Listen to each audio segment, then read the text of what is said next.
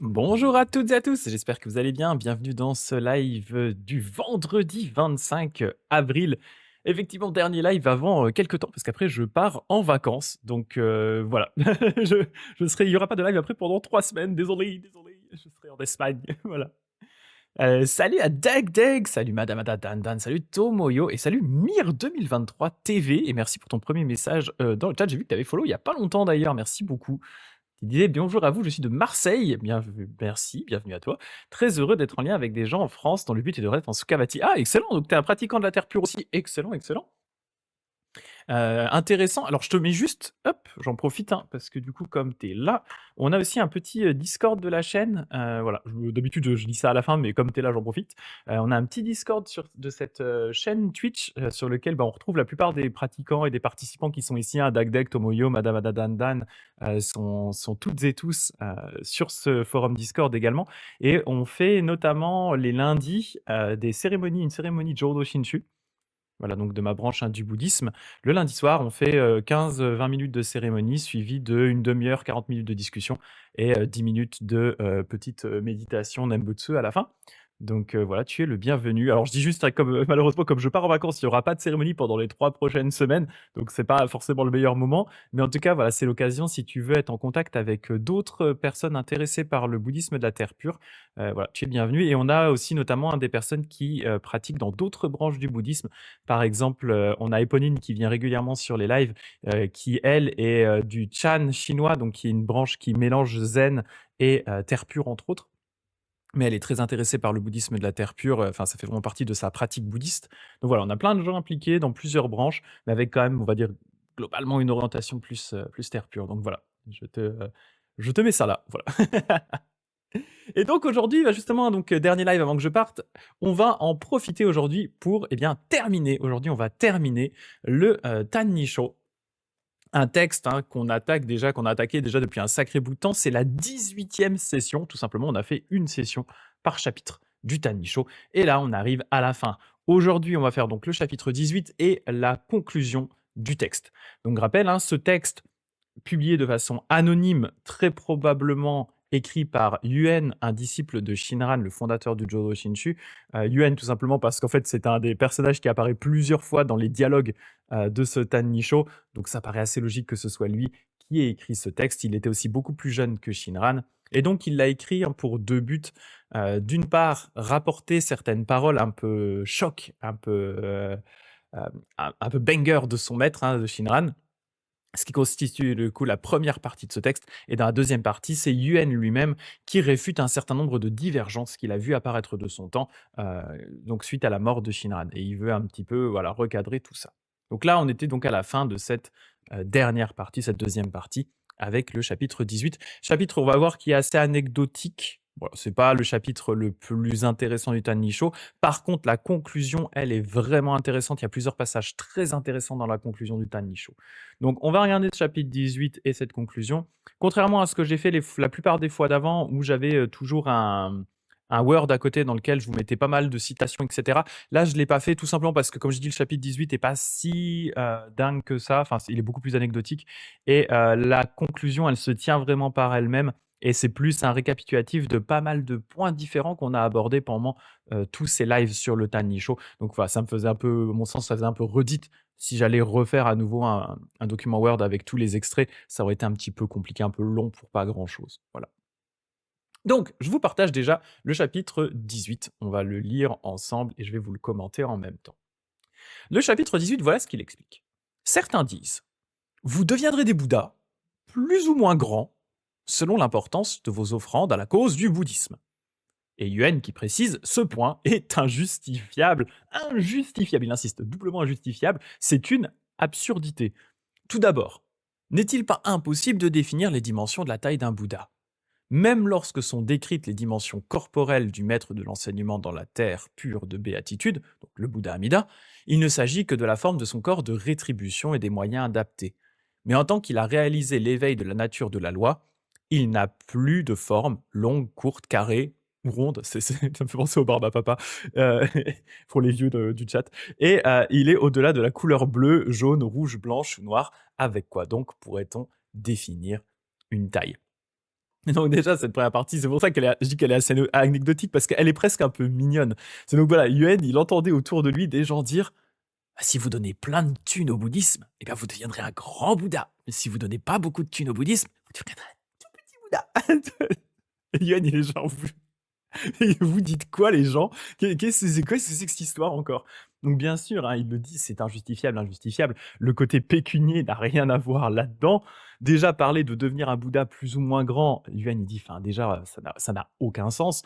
Même, il dit, hein, quand on parle du corps de rétribution, rappelle, hein, dans le bouddhisme, dans le général, hein, le bouddhisme Mahayana, on a cette théorie des 3 corps de Bouddha, qui est une théorie un petit peu compliquée, mais que je vais essayer de vous résumer pour qu'on vous compreniez un peu de quoi on parle. Donc on va estimer qu'en fait, un Bouddha pleinement réalisé, il possède 3 corps différents. Alors ces 3 corps différents, d'une certaine façon, ce sont 3 manifestations à 3 niveaux de la même réalité. Ça ne veut pas dire qu'il switch entre les corps en boucle. C'est juste qu'il apparaît sous 3 formes différentes en fonction de la compréhension des gens et qui sont d'une certaine façon des formes de plus en plus tangibles, de plus en plus adaptées à la compréhension des gens. Donc ces 3 formes-là, hein, on a tout en haut d'une certaine façon celui qui est le plus abstrait, c'est ce qu'on va appeler le corps de la loi. Le corps de la loi, c'est un corps qui se confond avec la vacuité, c'est vraiment un corps qui est partout et nulle part en même temps, qui du coup n'a pas de grandeur, hein, c'est ce qu'il disait ici, hein. En tant qu'il a réalisé l'éveil de la nature de la loi, ce corps de la loi, en fait, il n'a plus de forme, il n'est pas long, court, carré ou rond, il est au-delà de la couleur, il n'est pas bleu, blanc ou noir, il est au-delà des dimensions. En fait, ce corps de la loi, il se confond avec l'entièreté de ce qu'on va appeler la dimension absolue, il est partout, nulle part en même temps. Et surtout, ce corps, en fait, il est d'une certaine façon identique pour tous les Bouddhas, identique dans le fait qu'il n'a pas de marque directement. Il n'est pas tangible, il n'est pas conceptualisable, il est au-delà, il est transcendant entièrement à toute forme de conceptualisation. Et il est identique pour tous les Bouddhas, peu importe la façon dont vous avez réalisé l'éveil, peu importe votre vœu, eh bien en fait tous les Bouddhas sont pareils et d'une certaine façon se fusionnent dans ce qu'on va appeler ce corps de la loi. Donc c'est le corps qui est le plus abstrait, le plus difficile à comprendre, il est insaisissable par nos moyens conceptuels, il est indescriptible. Voilà, il est au-delà de tout ça en fait. C'est vraiment, il se confond avec la vacuité, il se confond avec la dimension absolue, il est partout et nulle part en même temps, il est tout et rien en même temps, etc., etc. Donc vous doutez bien que si le Bouddha restait sous cette forme-là, il est en perpétuelle d'ailleurs, en perpétuelle équanimité, en perpétuel calme, perpétuelle méditation. Il n'y a rien qui le perturbe. Ah, il y a des grésillements dans le son. Madame Ada Dandan dit, est-ce que c'est pareil pour tout le monde? Dites-moi juste, est-ce qu'il y a des soucis de son? Dites-moi. Euh, Ah non, pas de souci. Ok, ça me rassure parce que j'ai tripatouillé des paramètres hier dans mon Streamlabs pour mon logiciel de stream et j'avais peur que ça pose de soucis. D'accord. Et merci Madame Anadandan d'ailleurs pour ton abonnement. Merci beaucoup. Ah, Tomoyo qui t'es dit, j'étais en train de me poser la question, tu disais par rapport à quoi? Au son ou ah non, toi aussi t'as un problème de son? Attendez, je vais bouger un tout petit détail. Hop, je sais pas si ça va pas. J'espère que ça va pas poser de problème parce que je voudrais pas qu'il y ait des soucis. Attendez, hop, je vais juste faire ça. Et comme je suis en diffusion, je peux pas le modifier. Mince. Euh, Ouais, c'est possible que ce soit un petit problème de bande passante. Je suis désolé. Ah, moi, je remettrai mes paramètres comme je les avais avant. Je suis désolé. J'espère que ça va pas trop être embêtant. Parce que normalement, ça devrait pas grésiller. Ah oui, ok. Quand tu as soulevé ton micro, d'accord. Ok, je vais essayer de pas trop toucher au micro et j'espère que ça ira. Je vais rester peut-être à peine plus loin. Donc, je disais donc 3 corps de la loi. On a donc ce corps de la loi, donc ce corps, ce qu'on va appeler donc le corps de la loi, donc voilà, qui est intangible, etc. On a ensuite un niveau de réalité, donc le deuxième corps de la loi, qui est ce qu'on va appeler le corps de rétribution, Sambhogakaya. Donc ce corps de rétribution, lui, c'est un corps, donc c'est celui dont on parlait ici, hein, le corps de rétribution, hein, il ne s'agit que de la forme de son corps de rétribution en moyen adapté. En fait, on va considérer que Amida, en tout cas dans le Jodo Shinshu, on considère que Amida, tel qu'il est décrit, est un corps de rétribution. Ce corps de rétribution, c'est un corps que chaque Bouddha obtient en fonction des vœux qu'il a émis. Donc, pour le coup, ce corps va être légèrement différent. Il va avoir une apparence un peu différente. Il va avoir une lumière qui va briller plus ou moins loin, etc. Ce corps de rétribution, il est visible par les bodhisattvas. Les gens du commun, normalement, ne sont pas capables de le voir. Donc c'est pour ça que, il y a eu pas mal de discussions dans le bouddhisme de la terre pure, à savoir est-ce que c'est un corps de rétribution, le corps Amida, est-ce que c'est un corps de rétribution ou est-ce que, en tout cas tel qu'on le décrit, ou est-ce que c'est un corps de transformation? Parce que le corps de transformation, c'est ce troisième niveau, c'est le corps tel qu'il apparaît aux êtres normaux, c'est-à-dire un corps qui représente un corps d'être humain, tel que par exemple le Bouddha Shakyamuni, hein, tel qu'il apparaissait dans notre monde et qu'il est décrit dans les sutras classiques, par exemple du Theravada. Ça, c'est un corps de transformation. Donc, vous voyez, on a vraiment en fait ce corps qui devient d'une certaine façon de plus en plus concret et tangible, en partant vraiment de l'intangible parfait, vraiment de ce qui est au-delà de tout ça, en passant par le corps de rétribution qui du coup n'est d'une certaine façon visible que par les bodhisattvas, qui peut être immense, qui peut avoir une lumière infinie ou une lumière courte et cetera. Quelque chose qui est vraiment, très, qui est visualisable d'une certaine façon, mais voilà, qui dépasse un peu, ce qu'on pourrait voir dans notre monde normal et ensuite le corps de transformation qui là, pour le coup, est un corps adapté à la compréhension et la visualisation de n'importe quelle personne, de monsieur tout le monde. Donc voilà, c'est de ça donc qu'il était décrit ici et au final, Yuen, hein, ce qu'il critique, c'est dire, enfin, cette histoire de petit ou grand Bouddha, au final, par rapport, vraiment au corps de la loi, hein, ce corps parfait que réalisent tous les Bouddhas, ça n'a vraiment strictement aucun sens. Explique ici, certes, il est mentionné qu'en disant le Nembutsu, d'aucuns voient un Bouddha de transformation. Il est dit aussi qu'avec un grand Nembutsu, on verrait un grand Bouddha et qu'avec un petit Nembutsu, on verrait un petit Bouddha. Certains auraient-ils donc déformé des principes de ce genre? Donc il y aurait un peu cette histoire au niveau des Bouddhas de transformation qu'on pourrait voir en fonction de son Nembutsu. Il continue en disant par ailleurs, on pourrait aussi parler des offrandes comme d'une pratique de la perfection du don. Donc là, une des perfections, hein, des 6 paramitas. Parmi les 6 paramitas qui sont cultivés traditionnellement dans le Mahayana, on a notamment, hein, le paramita du don. Il y a notamment la patience, la sagesse, et cetera, l'endurance et autres, et il y a le don.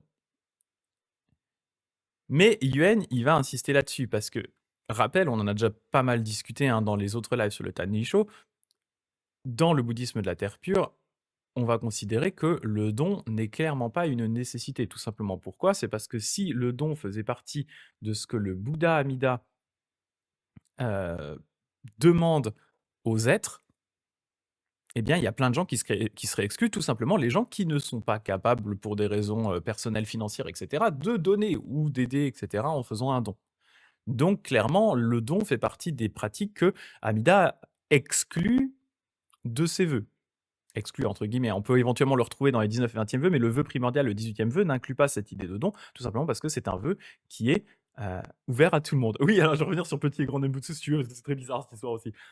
Donc, Yuen, il dit ici, hein: «Mais donc, quel que soit le trésor abandonné devant une image de Bouddha ou offert à un maître, cela n'a pas de sens si le cœur de la foi manque. Or, sans même offrir un petit bout de papier ou une demi-sapèque, je ne sais pas c'est quoi une sapèque, à la cause du bouddhisme, si nous abandonnons notre cœur au pouvoir autre avec une foi profonde, c'est cela qui est en adéquation avec l'intention originelle du vœu.» Donc là, ce qu'il oppose d'une certaine façon, à nouveau, hein, c'est cette idée de pouvoir personnel versus le pouvoir autre. C'est-à-dire que la voie du Jodo Shinshu, c'est une voie du pouvoir autre d'une certaine façon radicale. C'est vraiment une voie radicale du pouvoir autre.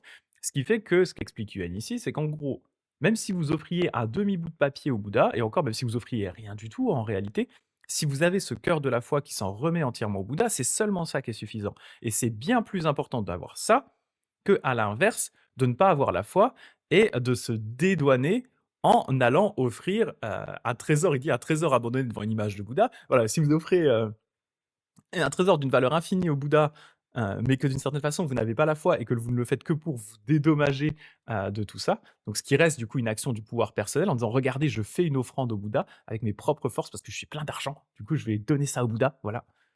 Et bien ça, pour Yuen, c'est à beaucoup moins de valeur qu'un simple bout de papier qui serait offert avec vraiment le cœur de la foi qui s'en remet entièrement au Bouddha. Donc c'est toujours pareil, hein, cette importance dans le Jodo Shinshu de la foi, donc ce qu'on va appeler Shinjin, hein, le cœur qui s'en remet au Bouddha, de l'importance de cette pratique-là qui, d'une certaine façon, est au-delà de toutes les autres pratiques.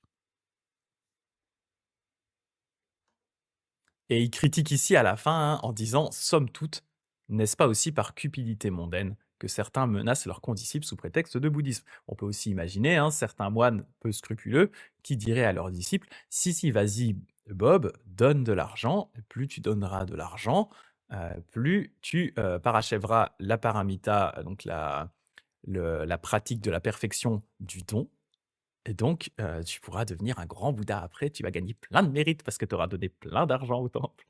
Et Yuan, il dit: C'est pas un peu par cupidité mondaine que les gens ils disent ça? C'est pas censé marcher comme ça, hein, le bouddhisme de base. C'est pas genre plus tu donnes de l'argent au temple et plus tu vas gagner de mérite». Enfin, il y a des branches où c'est le cas, hein, je vais pas mentir, hein, il y a des branches où c'est très clairement le cas, mais dans le Jodo Shinshu, ce n'est pas le cas. Ce n'est clairement pas le cas. On va estimer que si on fait des dons, bien sûr, on est aussi, amené à faire des dons au temple, bien entendu, mais le don qu'on va faire au temple est un don qu'on fait pour vraiment remercier le temple. On ne considère pas que le don qu'on va faire a un quelconque impact sur notre relation avec le Bouddha et sur notre naissance dans la terre pure. C'est vraiment juste uniquement une façon de remercier le temple, tout simplement parce que le temple nous offre des enseignements. Voilà, il nous offre un lieu aussi pour nous recueillir, donc on soutient le temple, mais ça ne nous apporte pas de mérite. Voilà. Et la personne qui va dans le temple et qui ne peut pas donner, ou qui ne peut donner qu'une toute petite pièce parce que c'est tout ce qu'elle a, eh bien, ça a la même valeur, exactement la même valeur qu'une personne qui irait, donner, 10 000 balles au temple. Il n'y en a pas une ou l'autre qui gagnera plus de mérite ou qui sera «mieux placée» entre guillemets par rapport au Bouddha, par rapport à la terre pure et cetera. Parce qu'on est, et on va y revenir un peu plus tard dans la conclusion, on est dans une branche où vraiment la seule importance, c'est la relation personnelle que chacun a avec le Bouddha. Ça n'a rien à voir avec le reste et tout ce qui est les aspects extérieurs, heu, voilà. Donc ça, c'est un point qui est important, et vous voyez, on retrouve un peu ce côté calcul, et je vais revenir du coup sur cette histoire de grand Nembutsu et petit Nembutsu. Il y a une note, par rapport à cette histoire, ici, hein. Certes, il est mentionné, qu'en disant le Nembutsu, d'aucuns voient un Bouddha de transformation. Il est aussi dit qu'avec un grand Nembutsu, on verra un grand Bouddha et qu'avec un petit Nembutsu, on verra un petit Bouddha. Il y a une note ici, notamment que c'est donc une allusion ici au passage du sutra du trésor du soleil cité par Genshin. Voilà. Et apparemment, Ronen en fait un commentaire dans le recueil, dans son Guet sur la terre pure, je me souvenais plus de ça. On pourra éventuellement retourner dessus quand on étudiera, ce texte de Ronen, parce que de toute façon, on va le faire en live aussi. Mais, on voit à nouveau ici un point qui a été pas mal critiqué par Yuen dans les autres chapitres du Tanisho, qui est ce concept de calcul. C'est-à-dire, je vais calculer mes possibilités de naissance dans la terre pure sur la base de mes actions personnelles. En disant, ben, si je récite vraiment genre un grand Nembutsu, genre fort, je sais même pas ce qu'ils veulent dire par grand Nembutsu ici, hein. Si c'est genre, oui, je récite le Nembutsu, ou si c'est un petit Nembutsu, ou est-ce que c'est vraiment un Nembutsu genre à fond, je suis à fond, genre je le récite, ou je le récite plein de fois. Pareil avec cette histoire d'offrande, si je fais plus d'offrandes, moins d'offrandes. Donc c'est vraiment cette idée de calculer en disant, si je fais ceci, je vais gagner cela. Si je fais ceci, je serai mu un peu dans les petits papiers du Bouddha, tout se passera bien. Si je fais pas cela, je serai pas, le Bouddha me considérera moins. Si je fais ceci, j'obtiendrai plus facilement la naissance dans la terre pure. Si je ne fais pas ceci, et cetera. Donc tout ça, c'est ce qu'on appelle du calcul personnel dans le Jodo Shinshu, qui est vraiment cette idée de pouvoir personnel. Je me base sur mes propres forces et sur ma propre évaluation de la situation pour décider ce que je dois faire ou pas par rapport au Bouddha, en me disant: «Si je fais ceci, je serai bien vis-à-vis du Bouddha. Si je ne fais pas ceci, je serai mal ou bien vis-à-vis du Bouddha». Et dans le Jodo Shinshu, on dit: «Mais en fait, abandonnez tout ça. Au final, c'est pas ça qui est important, c'est vraiment le cœur qui s'en remet au Bouddha Amida», comme le dit ici Yuen, «Cela n'a pas de sens si le cœur de la foi manque». C'est vraiment la base des enseignements du, Jodo Shinshu. Voilà, donc ça, c'est le chapitre 18, comme je dis, un petit peu anecdotique, assez presque un peu mignon, rigolo, avec cette histoire de: «Vous deviendrez des Bouddhas plus ou moins grands selon l'importance de vos offrandes». Ça sent le scam. Vraiment la phrase sent le scam de base, hein. On sent On sent qu'il y en a qui ont cherché à se faire du pognon avec cette phrase. Et Yuen, il est vraiment genre: «Mais enfin les gars, non quoi, non arrêtez s'il vous plaît quoi. On est où là? On est pas, c'est bon quoi, c'est pas la foire, hein». Je regarde un petit peu, alors je remonte un peu vos commentaires, alors tac, tac, tac, voilà, donc madame Adadandan qui disait: «Peu importe la forme du Bouddha, l'importance n'est-il pas le lien qu'on a avec lui?» Exactement, tout à fait. Dagda qui dit: «Une sapèque, c'est pas une monnaie chinoise?» C'est possible. J'aurais dû regarder juste avant, mais j'avoue. Et Tomo qui dit: «Si tu dis Namo Fukashi Giko» ou donc il y a une des autres possibilités du Nembutsu, tu verras un plus grand Bouddha que si tu dis Namandabu. C'est ça. Moi qui lis tout le temps la version raccourcie du Nembutsu, ça se trouve, je vais voir un tout petit Bouddha. Pour moi, ça me déplairait pas, c'est mignon un tout petit Bouddha. Heu, Voilà. Ouais, c'est ça. Sapek, Madame Dandan qui dit: «Sapek, c'est un peu notre pièce de 1 centime qu'on retrouve souvent par terre». Ah, c'est ça. Voilà et Madame Dandan qui disait: «Dans quelle branche l'importance du montant du don a-t-il plus d'impact?» Dans la plupart, en fait. Enfin, c'est pas forcément tant le montant, ça va plutôt non, là, j'exagère, je suis un peu vilain, mais hem, dans beaucoup de branches du bouddhisme, effectivement, il y a cette idée de la paramita, de la perfection du don. Donc parmi les 6 paramitas ou 10 en fonction, mais en général, c'est 6, avec voilà, l'endurance, avec, la patience, la sagesse et cetera, on retrouve le don. Et effectivement, une des façons de, parachever ce paramita du don, eh bien, ça va être de offrir des choses aux moines. Parce que bien sûr, les moines de base, hein, ils n'ont pas à l'origine en tout cas, ils n'ont pas le droit de travailler, ils n'ont pas le droit du coup de gagner leur vie, heu, en faisant des travaux manuels et cetera. Donc ils ne se basent pour leur, survie que sur le don des personnes, des laïcs. Donc si les laïcs ne pratiquent pas ce don, tout simplement la communauté des moines ne peut littéralement pas survivre. Donc il y a quand même un encouragement à pratiquer ce don, mais on va pas effectivement dire, normalement, hein, c'est vraiment l'idée de pratiquer le don, ça va pas être la somme en elle-même qui va être importante, voilà. Même si bon, des fois il y a pu quand même honnêtement y avoir des dérives aussi, quoi. Voilà. Et à nouveau, comme je disais, hein, dans le Jodo Shinshu, la nuance par rapport à ça, c'est qu'on ne va pas dire l'important, c'est, si tu fais un don, du coup, tu travailles sur la voie des bodhisattvas en travaillant ce paramita du don. Heu, c'est pas ce qu'on va dire dans le Jodo Shinshu. Dans le Jodo Shinshu, on va dire: «Bah non, en fait, si tu donnes au temple, c'est vraiment parce que tu as reçu d'une certaine façon, ces enseignements du temple et que du coup, par gratitude envers ça, eh bien, tu aides le temple à survivre, tu aides le temple à continuer, tu aides les moines à pouvoir continuer à, eh bien, enseigner le bouddhisme, à pratiquer les rituels avec vous et cetera. Mais c'est tout, c'est tout. On va pas estimer que ça apporte des mérites. On ne va pas estimer que le don apporte des mérites et c'est toujours dans cette même optique, hein, de ce que dit Shinran. On va revenir un petit peu derrière sur la conclusion, mais cette idée de Shinran qui est toujours de dire en tant que Gugus normaux, de toute façon, nos actions sont corrompues. Donc même si on donnait quelque chose, dans l'espoir de travailler ce paramita du don, eh bien, ce serait de toute façon corrompu. Pourquoi ce serait corrompu? Parce qu'en fait, si on le fait, c'est dans l'espoir de gagner quelque chose. Donc ce don n'est pas un don désintéressé, il n'est pas 100 désintéressé. Il y a toujours en arrière-plan de notre petite tête de Gugus normaux, cette idée de dire: «Si je donne, je vais finalement quelque part gagner quelque chose». Il y a cette petite once d'avarice qui est toujours présente, voilà. Et ça Shinran, il en a tout à fait conscience. C'est pour ça que lui, il dit: «En de toute façon, toutes nos actions, toutes nos bonnes actions, elles ont toujours cette petite once d'avarice de quelque chose derrière qui est là et qui est planqué, quoi». Donc c'est pour ça qu'il dit plutôt que de faire ça, eh bien, on se base sur le Bouddha. Mais derrière, le résultat est le même, c'est-à-dire qu'on va pratiquer également le don. Mais ce don, c'est la logique du don est différente. C'est vraiment un remerciement. C'est complètement différent. Voilà. C'est ça. C'est ce que dit Dagdeg, soutenir le temple et les moines est déjà une bonne justification en soi, même sans valeur de pratique. Exactement, exactement, exactement. Parce que là, tu le fais vraiment pour te dire: «Je le fais parce que j'ai envie de vous remercier. Merci pour ce que vous avez fait. Merci pour vos enseignements. J'ai envie que vous puissiez continuer à nous aider, à nous enseigner et cetera». Heu, à avoir un lieu aussi dans lequel les gens puissent se réunir, hein, parce que c'est aussi ça le concept du temple, hein. Donc c'est tout. Voilà. Donc voilà en gros pour ce dernier chapitre du Tanisho et après on arrive à une conclusion qui est relativement longue et qui contient pas mal de passages très intéressants, donc on va regarder ça ensemble. Conclusion. Les points ci-dessus, donc surtout la deuxième partie, hein, du coup du Tanisho, hein, où Yuen, va du coup critiquer certaines divergences qu'il a perçues autour de lui. Les points ci-dessus ne sont-ils pas tous issus de divergences sur la foi? Or, voici attendez, je vais juste regarder un truc, hop, je regarde juste au niveau de mon micro, hein, pourtant j'ai tout qui est actif, ouais, bizarre. OK. Or, voici ce que rapportent les propos de feu sa sainteté Shinran. Du temps de sa sainteté Ronen, pardon, rares étaient parmi ses nombreux disciples ceux qui partageaient la même foi que lui. Et une dispute surgit entre Shinran et ses condisciples. En voici la raison.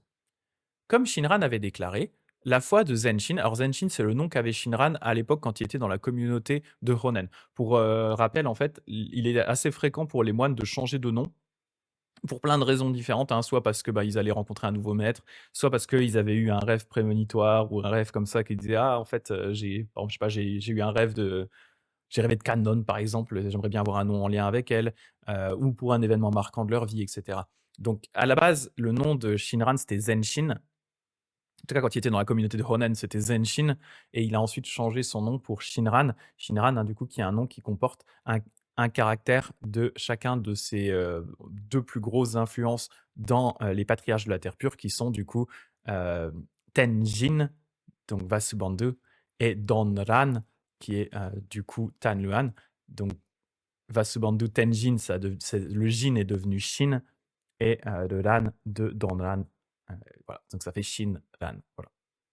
Mais bon, à l'époque, il s'appelait donc Zenshin. Donc, ce qui se passe, il avait du coup, c'est Shinran qui a déclaré à l'époque où il était avec Ronen, hein, donc il y avait plein de disciples autour de lui, et à un moment, il ouvre sa bouche et il déclare: «La foi de Zenshin, donc ma foi, et la foi de sa sainteté Ronen ne font qu'une. Ses condisciples, nommés Seikambo, Nembutsubo et etc., le reprirent sévèrement en lui disant: Comment la foi de Zenshimbo ne ferait-elle qu'une avec la foi de sa sainteté? Qu'est-ce que tu es en train de nous sortir comme connerie, Shinran?» Ce que lui disent du coup ses condisciples. En gros. Il leur répliqua: La sagesse et l'intelligence de sa sainteté sont immenses et ce serait absurde de dire que je ne fasse qu'un avec elle. Pour rappel, hein, Ronen, le maître de Shinran, était vraiment réputé à son époque pour être un des plus grands érudits. Voilà, globalement, un des plus grands érudits du Japon vivant à son époque. Donc clairement, Shinran, il dit, si on parle de sagesse et d'intelligence, alors oui, je suis pas de niveau. Hein. Là, clairement, c'est pas, il n'y a pas photo entre Ronen et moi. Je suis un touriste. Mais c'est pas de ce dont il est question ici. Mais quant à notre foi pour la naissance dans la terre pure, il n'y a aucune différence. Elle ne fait qu'une. Néanmoins, comme il doutait encore, donc comme les autres disciples hein, doutaient encore et qu'ils disaient qu'est-ce que cela signifie point d'interrogation, ils finirent par porter leur objection à sa sainteté Ronen pour qu'elle juge laquelle des deux parties avait raison. Donc ils sont allés cafeter auprès du prof en disant monsieur, Shinran il dit des dingueries. Il dit des dingueries, monsieur. Donc ils sont allés voir Ronen.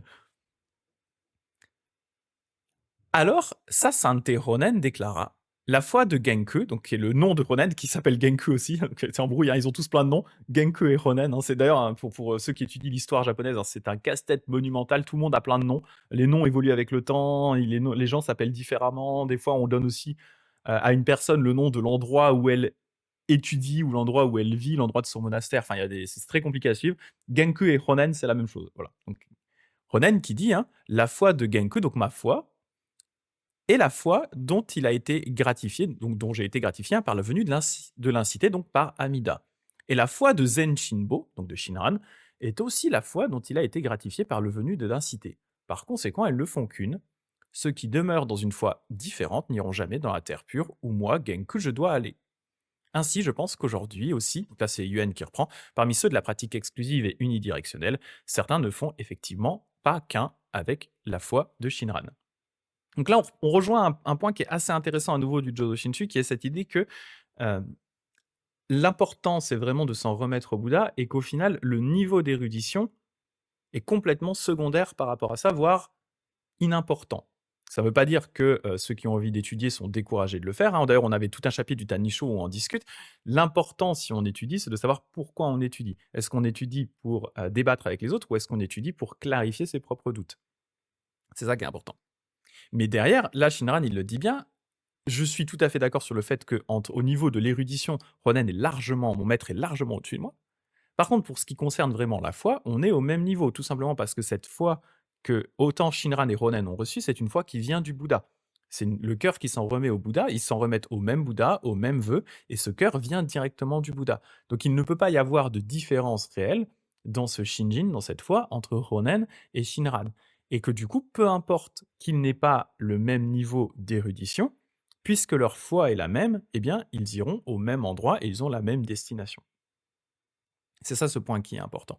Ce qui fait que du coup, hein, dans le Dodo Shinshu, on a eu l'occasion d'en parler un petit peu, mais on a par exemple toute une branche de saints dans le Jodo Shinshu hein, qu'on appelle des Myokonin. Les Myokonin, ce sont des personnes qui justement sont des gens du commun, en général des personnes complètement «inéduquées» entre guillemets, hein, c'est-à-dire qu'elles n'ont pas d'éducation religieuse autre que ce qu'elles ont pu entendre des prêtres et des bonzes qui étaient dans leur village et les villages aux alentours, mais elles n'ont pas été par exemple à l'école. Ce sont des personnes qui pour la plupart ne savent pas lire ou savent à peine lire et qui pourtant ont atteint une foi dans le Jodo Shinshu qui est très profonde et qui sont capables d'enseigner d'une façon très particulière le Jodo Shinshu parce qu'ils vivent vraiment cet enseignement et cette foi.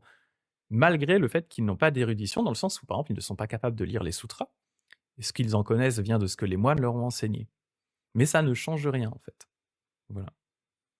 Et c'est ce que disait, hein, il y avait une phrase qu'on avait vue effectivement hein, dans le Tanisho hein, qui disait que, euh, eh bien, dans le Jodo Shinshu, d'une certaine façon, on, on- on atteint cette naissance dans la terre pure en redevenant notre simple, enfin quelqu'un de simple et de non érudit, dans le sens où ce n'est pas le bagage intellectuel qui est important, c'est vraiment la foi qui s'en remet au Bouddha. Simplement, la différence, c'est que bien, il y a des gens qui ont besoin pour en arriver à ça de développer ce bagage intellectuel, de développer vraiment cette étude, etc. Et il y en a d'autres qui n'en ont pas besoin et pour qui ça va même des fois être plutôt un blocage qu'autre chose. Donc à nouveau, c'est pas ça qui est important. Voilà. Et salut à Inoshishi qui est arrivé en retard, je me suis emmêlé dans le planning. Il y a pas de souci. Il y a pas de souci. Et madame Dandan qui disait: «Est-ce qu'il existe des ouvrages publiés sous différents noms, par ou sur les moines?» Ben, oui, un peu au fur et à mesure, en fait, oui, oui, ça c'est en fait, les moines, publient leurs ouvrages avec le nom sur le coup qu'ils avaient, en fait. En tout cas, les ouvrages qui sont publiés de leur vivant, ils vont utiliser le nom qu'ils ont sur le moment, puis quand leur nom change, ben, l'ouvrage, le nom va changer également, quoi. Donc c'est un peu le bazar à s'y retrouver, hein, effectivement. Typiquement, Shinran et Zenshin, voilà, ou Honen, Genku. Après, il faut juste, savoir, en fait. Il faut savoir les deux trois noms que les gens ont et puis une fois que tu les connais, ça se fait bien, quoi. C'est l'habitude. Voilà. Donc ça, c'était le premier point que je trouvais très intéressant, vraiment cette petite fight et vraiment les disciples, hein, ils sont en mode: «Mais non, tu dis n'importe quoi, vous pouvez pas être au même niveau sur la foi». Mais vu que la foi vient du Bouddha, peu importe le niveau d'érudition, peu importe que Ronen soit beaucoup plus avancé d'une certaine façon, ça ne change rien au final. C'est la même foi, voilà et comme dit Ronen à la fin, hein, ceux qui demeurent dans une foi différente n'iront jamais dans la terre pure où moi, Genku, je dois aller. Donc on va au même endroit tout simplement parce qu'on a la même foi, la même aspiration. Donc Yuen, il continue, hein, bien que tout cela soit des redites, je le couche par écrit, tant que la rosée de la vie s'accroche à l'herbe si flétrie de mon corps. Donc, on se doute que là, il est relativement âgé, hein. Pour rappel, il était beaucoup plus jeune que Shinran, donc ça sous-entend qu'il y a pas mal de temps qui sont passés entre la mort de Shinran et le moment où il écrit ce Tan Nisho, puisque du coup, lui-même est devenu relativement vieux. Il dit qu'il est tout flétri. Voilà. Donc, puisque, voilà, tant que la rosée de la vie s'accroche à l'herbe si flétrie de mon corps, je peux prendre connaissance des incertitudes des gens qui m'accompagnent et leur faire entendre la teneur même des enseignements donnés par sa sainteté Shinran. Cependant, je réalise que des négligences se produiront certainement après que mes yeux se seront fermés et je le déplore. Ça, c'est obligé, forcément. Au bout d'un moment, les enseignements évoluent, les pratiques évoluent, il va y avoir des divergences qui vont se mettre. C'est tout à fait logique là-dessus. Il a anticipé, hein, c'est tout à fait normal. Lorsque vous serez troublé par des gens qui soutiendront néanmoins de telles opinions, lisez soigneusement les saintes écritures que Feu, sa sainteté, utilisait en accord avec sa pensée. De manière générale, les saintes écritures mêlent la vérité, le réel, l'accommodé et le provisoire.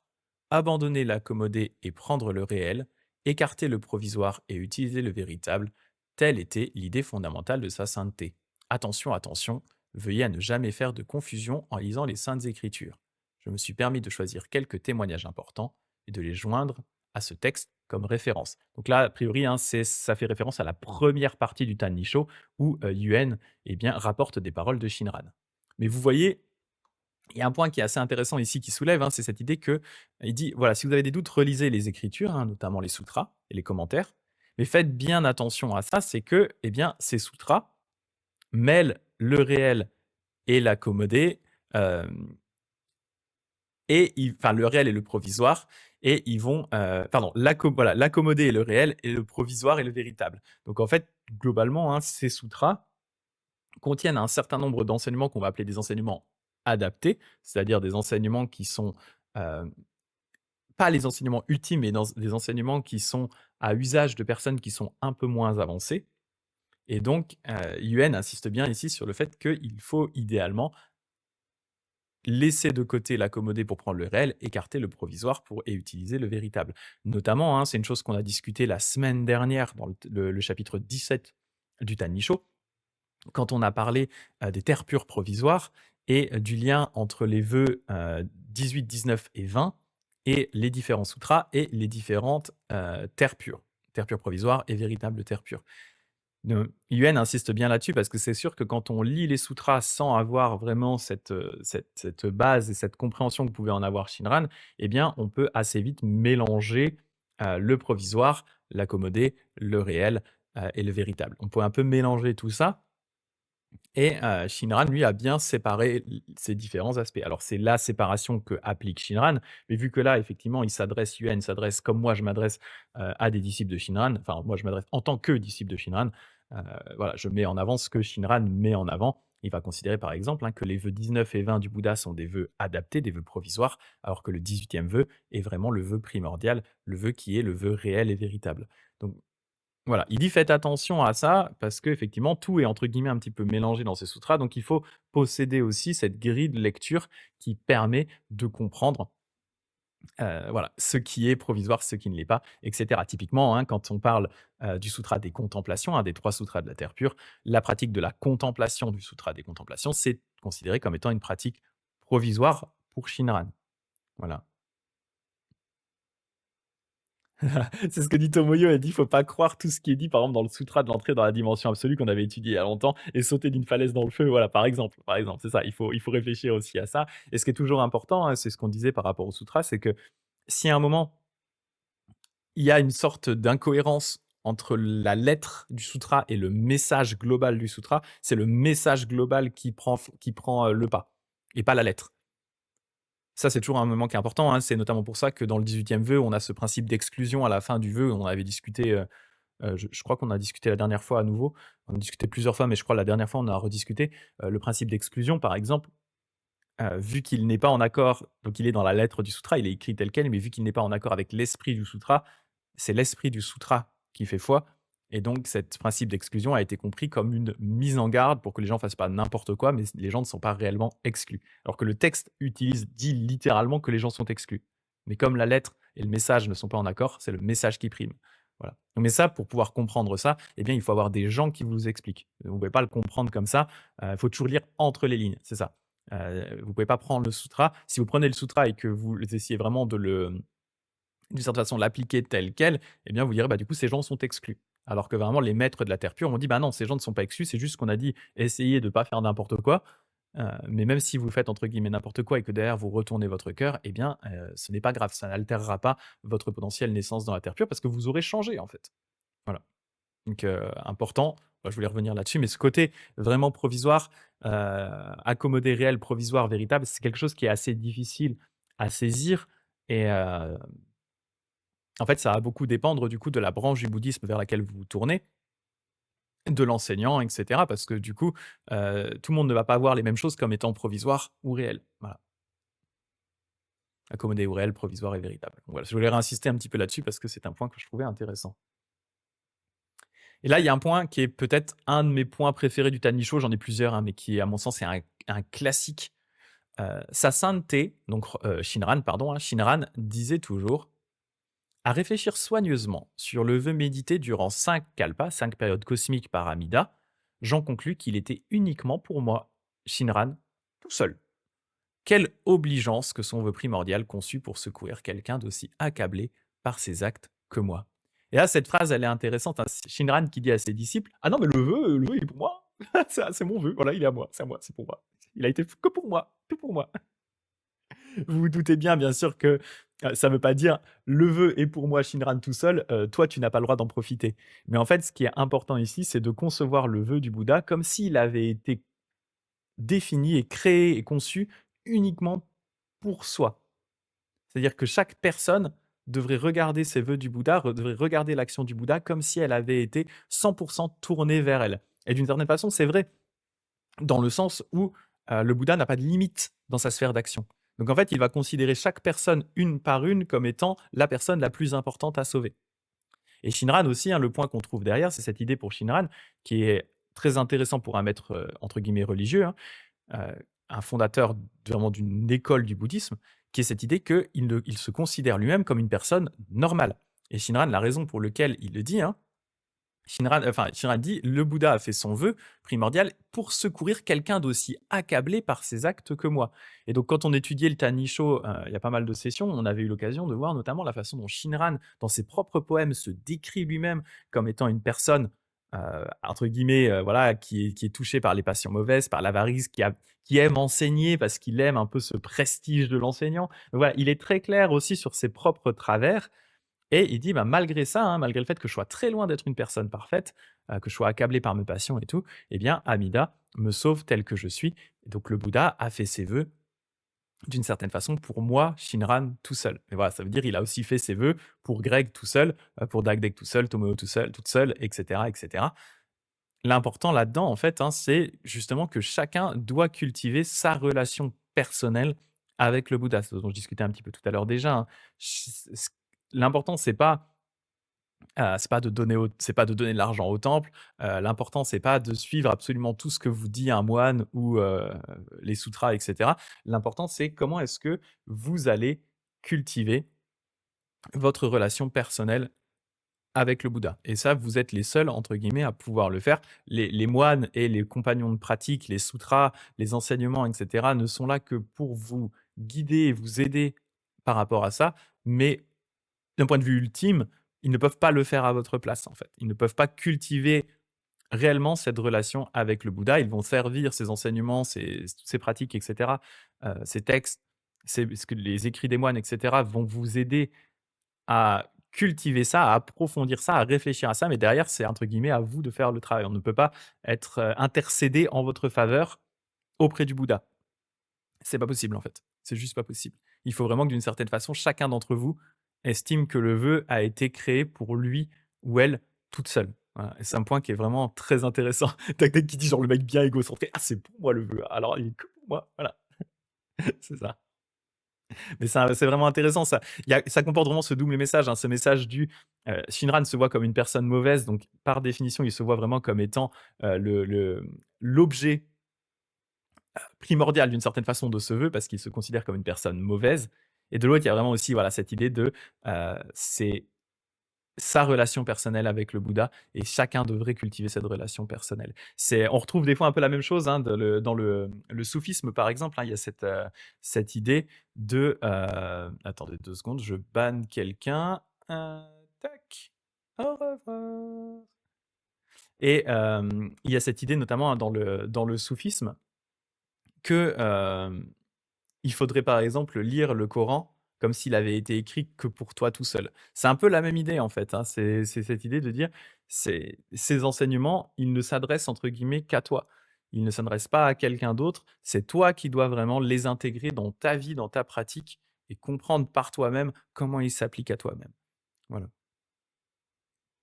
Hop et je vais en profiter pour mettre mon petit emoji, hein, parce que là, youhou, oui! L'emoji de la baffe de Canon. On va dégager quelqu'un. Donc si on continue, lorsque je réfléchis encore maintenant à cette confession, je trouve qu'elle ne diffère en rien de ces paroles d'or de Shandao. Donc Shandao, un des maîtres chinois de la terre pure, un des plus importants, hein, qui est toujours très important dans, le bouddhisme de la terre pure chinois.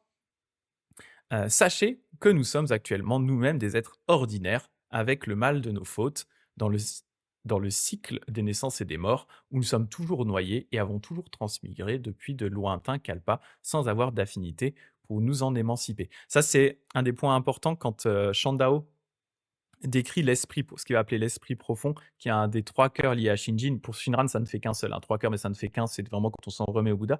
Et il y a vraiment cette réalisation que nous sommes des êtres ordinaires avec ou qui commettons du mal en général en boucle sans le faire exprès, hein, sans forcément le vouloir non plus, des fois en le faisant mais exprès, mais des fois, la plupart du temps sans vraiment même s'en rendre compte et qu'on tourne dans ce cycle des naissances et des morts sans être capable par nos propres forces de nous en sortir. Donc ça, c'est la première partie. Donc là, c'est un peu le Shinran, hein, qui dit, quelqu'un qui est aussi accablé de ses actes que moi.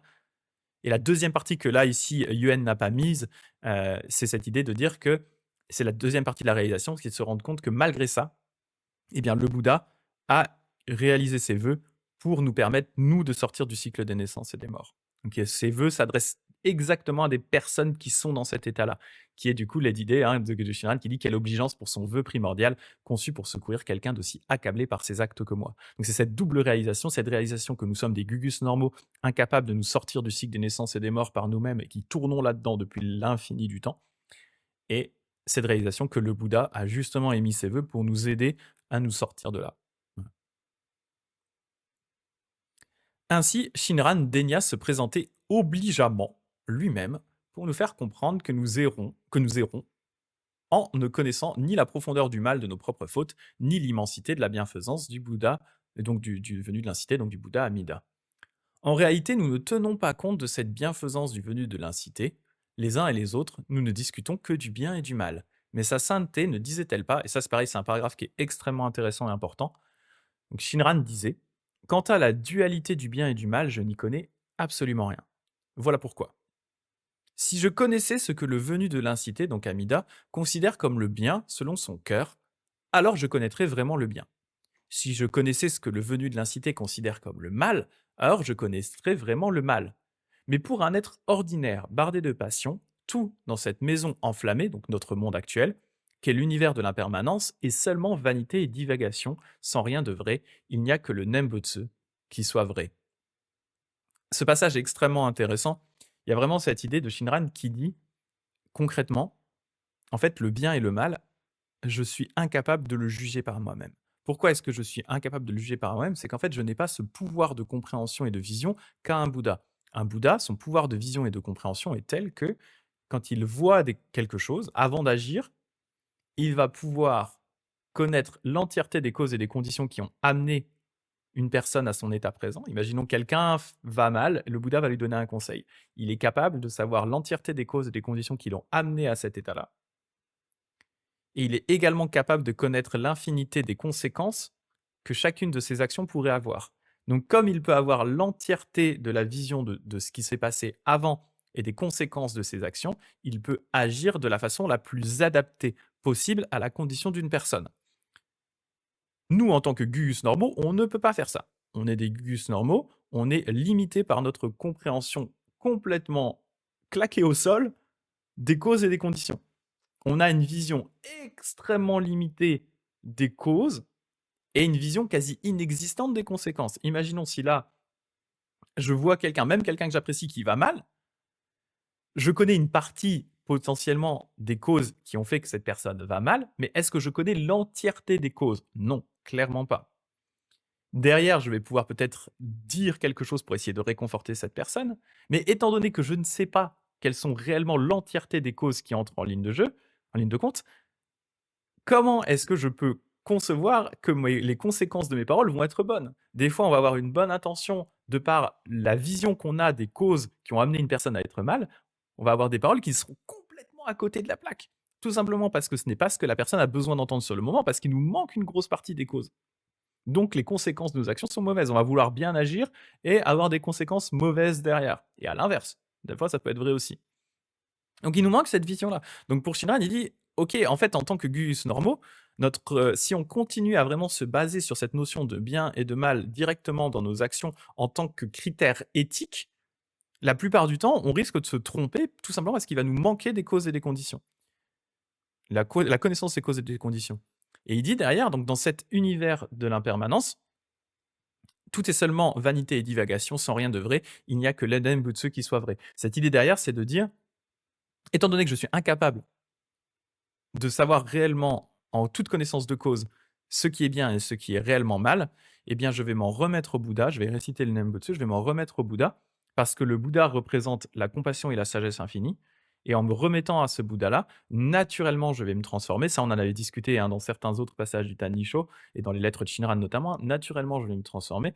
Je vais avoir tendance à agir d'une façon meilleure. Je vais probablement encore faire des conneries, me tromper en essayant d'agir, mais au moins, je vais baser mes actions sur quelque chose qui dépasse mes simples compétences normales, ma simple vanité. Je vais me baser sur du coup la sagesse et la compassion du Bouddha. Et je vais laisser cette sagesse, cette compassion me pénétrer d'une certaine façon, me transformer, et je vais pouvoir agir en conséquence sur cette base-là. Voilà, sur quelque chose qui sera plus vrai que ma vision erronée de la réalité. C'est quelque chose qu'on avait discuté, hein, pour ceux qui étaient là à la cérémonie de lundi soir, hein, de ce lundi. C'est vraiment le point qu'on a discuté ensemble, hein. Cette idée de naturel, c'est-à-dire qu'on ne va pas chercher à faire le bien en se disant: «Oui, oui, je vais faire le bien, ça va me rapporter des bons points éthiques, des bons points de karma, je vais faire le bien parce que ça va me rapporter des bons points de karma», mais tout simplement, on va se tourner vers le Bouddha et en se disant: «Oui, le Bouddha représente la compassion absolue», bah, naturellement, je vais avoir moins envie, par exemple, en me disant: «Bah, si tous les êtres sont entourés par la compassion du Bouddha, même la petite araignée au plafond, je vais avoir moins envie de l'écraser d'une certaine façon». Donc ça, c'est la façon dont on va se transformer naturellement et je vais pas l'écraser en disant: «Ah, je vais pas l'écraser parce que si je l'écrase, ça va me donner des mauvais points de karma». On va pas l'écraser tout simplement parce qu'on n'a plus envie de l'écraser, en fait. On se dit: «Ah bah, la petite araignée, elle est aussi entourée par la compassion du Bouddha. Pourquoi j'irais l'éclater avec mon chausson, quoi?» C'est on n'a plus envie, quoi. On a juste plus envie. Voilà. Mais ça veut pas dire qu'on va pas faire des conneries et par contre, en essayant de la sortir de la maison, l'écraser, sans faire exprès. Parce qu'on est des gugus normaux, parce qu'on n'a pas la connaissance de tout ce qui se passe, voilà. Mais l'intention est différente et ce qu'il y a derrière est différent. En réalité, les uns et les autres, nous ne disons que des vanités, parmi lesquelles il en est une de lamentable. Voici comment. Lors des débats communs, où nous faisons entendre aux autres la teneur de la foi à propos de la prononciation du Nembutsu, donc vraiment les assemblées, hein, où les pratiquants se réunissent et discutent ensemble de doctrine, nous qualifions d'enseignement de Shinran des choses qu'il n'a absolument pas enseignées, et ce, afin de fermer la bouche des autres et de clore le débat. Cela me paraît misérable et déplorable. Vous devez comprendre ce principe très soigneusement et le garder à l'esprit. Donc là, on voit vraiment, hein, cette idée de Yuen de dire, ben, ouais, essayez un minimum de respecter ce que Shinran disait, commencez pas à lui attribuer des choses qu'il n'aurait pas dites. Chose qui va de toute façon aussi se passer avec le temps, hein, bien entendu. L'interprétation, je veux dire, on est des êtres, on interprète en permanence les paroles des gens, on interprète les écrits, on interprète en fonction de l'évolution du temps. Donc Yuen, ce qu'il dit là, c'est mignon et ça part d'un bon sentiment, mais enfin, réellement, c'est impossible de ne pas le faire, en fait. Tout simplement parce qu'on n'a plus Shinran pour nous expliquer ses propres écrits, donc on a les écrits, bah, derrière on les interprète, quoi. Et des fois, on peut peut-être se tromper dans l'interprétation. Mais au final, c'est pas en soi dramatique. L'important, c'est est-ce que cette erreur d'interprétation potentielle vous amène à être plus près du Bouddha? Si c'est le cas, pour moi, vous êtes fidèle à Shinran, voilà. D'autant plus que Shinran lui-même avait tendance à bien interpréter les enseignements, des sutras et des maîtres de la terre pure, hein. Il n'hésitait pas même à les déformer un peu quand ça l'arrangeait. Donc voilà, suivre Shinran pour moi, c'est pas incompatible avec le fait d'interpréter les choses, bien au contraire. C'est plutôt lui faire honneur de faire ça. Mais bon, Yuen, voilà, Yuen, c'était son maître, il a envie que tout soit tout carré dans la petite boîte et tout, enfin voilà, il veut que ce soit, bien rangé les enseignements. Ça part d'un bon sentiment, hein, mais c'est un vœu un peu pieux, quoi. Bien entendu. Bien que ces propos n'aient rien de privé, ils apparaîtront certainement bizarres, parce que je ne comprends même pas le fil des sutras et des commentaires, ni ne discerne la profondeur des textes de la loi. Donc là, c'est voilà, c'est Yuen qui il se met en mode humble, bien sûr. Je suis pas un érudit, voilà, moi j'étais juste un disciple, quoi. Néanmoins, un centième à peine de la teneur des enseignements de Feu Shinran me revenant à l'esprit par bride, je les ai couchés par écrit. Quelle tristesse vraiment ce serait si, ayant l'heure de dire le Nembutsu, on ne naissait pas dans la terre pure de rétribution, mais prenait place dans ses confins. Donc là, pour cette histoire de confins de la terre pure, hein, je vous ramène à mon live de la semaine dernière sur le Tanisho, hein, c'était le thème du chapitre 17. Afin d'éviter les divergences de la foi parmi les pratiquants de la même communauté, j'ai consigné cela en mouillant mon pinceau de toutes mes larmes. Le titre en sera Note déplorant les divergences, Tanisho. Elles ne seront pas montrées à l'extérieur. Point ici important, hein, elles ne seront pas montrées à l'extérieur. Ce qui sous-entend bien ici, hein, que Yuen a tout à fait conscience de la teneur assez polémique de pas mal des propos de ce joli ouvrage. On l'a vu, hein, il y a des phrases, il y a des punchlines qui sont assez particulières, hein, ne serait-ce que là dans cette conclusion, hein, l'idée de Shiran qui dit: «Le vœu, il est que pour moi». Heu, ouais, il y a énormément de passages assez polémiques dans ce Tanisho qui ont justement pour but, hein, de retourner un petit peu cette idée du pouvoir personnel du pratiquant, le chambouler un petit peu sur ses appuis, mais qui, pour être bien compris, ont besoin d'un background qui va avec. Le Tanisho, moi je l'ai toujours dit, c'est pas censé être un livre, malgré il a été souvent compris comme ça, c'est pas censé être un livre d'introduction au Jodo Shinshu, en fait. Si vous donnez le Tanisho tel quel à quelqu'un, qui n'a aucune base sur le Jodo Shinshu, il va mal le comprendre. C'est pas possible autrement. Il va vraiment, il va rater déjà des points de subtilité, dans tous les sens et clairement, il y a des passages qu'il va mal comprendre. Parce que vraiment, il s'inscrit dans, un enseignement du Jodo Shinshu. Et s'il y a des commentaires avec, c'est pas un problème, mais vraiment, ouais, le fait de le lire tel quel, de but en blanc, vraiment parce qu'on se dit: «Ah, je m'intéresse au Jodo Shinshu, c'est quoi le livre le plus facile d'accès?» C'est le Tannisho, voilà, il est petit, il est dispo, il est facilement trouvable, même enfin, surtout au Japon. Heu oui, il faut faire attention. Moi, j'ai toujours dit, hein, ce texte, c'est comme un couteau, hein, et il est très, très bon pour couper vos propres attachements à votre pouvoir personnel. Par contre, vous pouvez très facilement le prendre par la lame et vous couper avec si vous faites pas gaffe, hein. Faut faire vraiment attention à la façon dont on l'interprète, et s'assurer qu'on a bien toute la compréhension, une certaine compréhension vraiment du système philosophique de Shinran qui englobe tout ça, ce qui permet un peu, d'une certaine façon, d'arrondir et de contextualiser justement ces passages qui sont, des passages plus polémiques. Et voilà, et c'est ce que j'ai essayé de faire avec ces lives, donc j'espère qu'en tout cas, là-dessus, ça vous aura été, utile. Heu, je suis assez content parce que mine de rien, avec ces, 18 sessions, qui font toutes entre 45 minutes et 1 heure, on a globalement le plus gros commentaire du Tanicho en langue française. Déjà, il y en a pas beaucoup, je crois qu'il y en a peut-être pas déjà, donc c'est peut-être le seul. Mais, même en langue occidentale, on ça fait c'est en train de ça devient un des plus gros commentaires en termes de temps, du Tanicho qui est disponible. Voilà, donc je suis content d'avoir pu faire ça avec vous. Avec bien sûr, à les limites de mes propres connaissances aussi, hein. J'ai probablement oublié plein de trucs intéressants, mais au moins j'ai essayé de vous donner à chaque fois du contexte pour que vous puissiez derrière mieux aborder, ces différents chapitres du Tannicho, quoi. Voilà.